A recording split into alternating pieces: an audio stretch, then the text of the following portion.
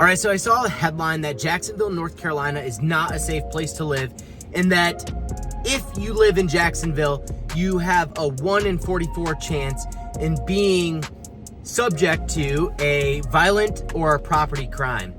Let's talk about that and what it actually means.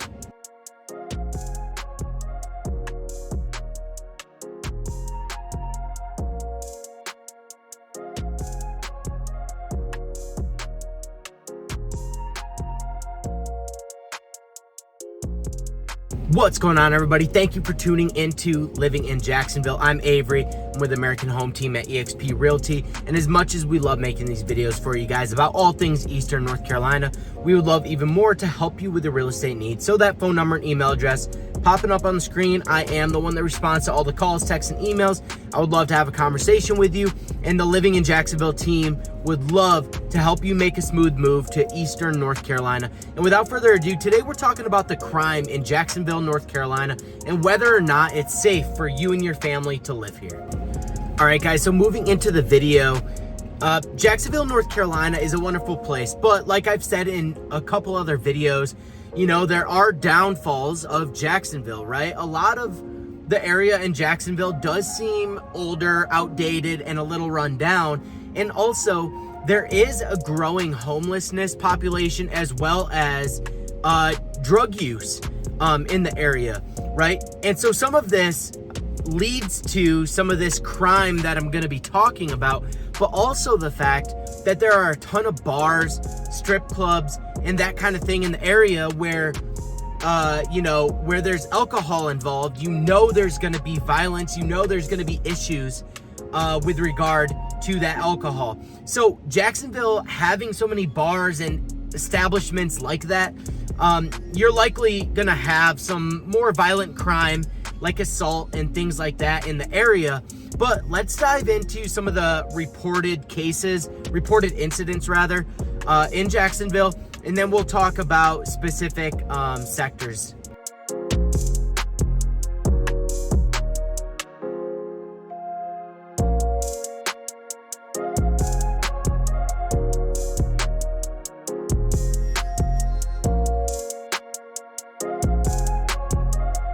All right, so jumping into it, Jacksonville, North Carolina has reported incidents of 1,665 incidents.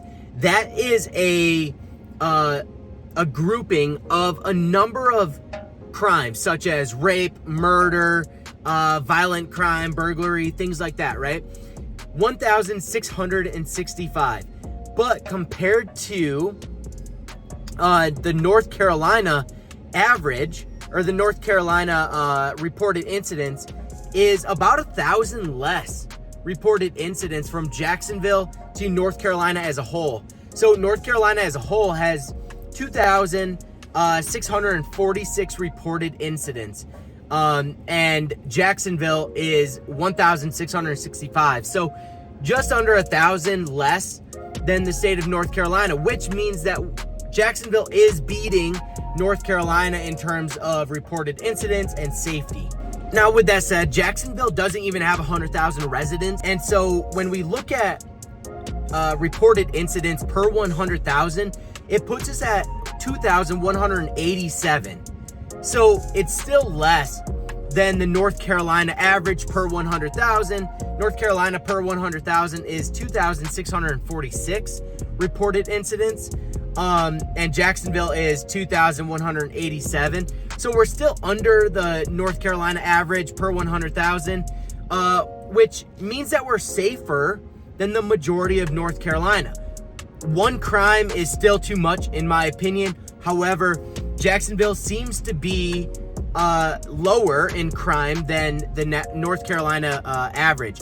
Now, relating to the national average, it is just lower by like a hair, right? The national average per 100,000 reported incidents, total crime, is 2,346. So yeah, 200 incidents less reported than the national average, which means that we're, beating the majority of the United States as well as far as safety goes, and that's a good thing.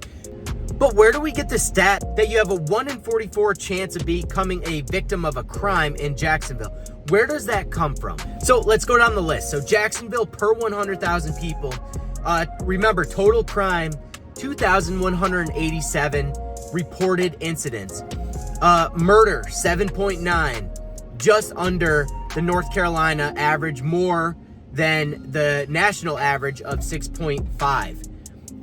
Rape is 26.3, robbery 48.6, assault 277.2, violent crime 360, burglary 294.2, theft 1,439.6, vehicle theft 93.3, and property crime 1,827. So that is where the stat comes from, that you have a 1 in 44 chance of becoming a victim of a crime in Jacksonville. Now, the thing is, the majority of Jacksonville's crime is petty crime. So we're looking at, theft of, personal belongings out of your vehicle, right? Car break-ins, that kind of thing. We're also looking at, burglary is a pretty significant one at 294.2. But the majority of what we're looking at is violent crime and assault.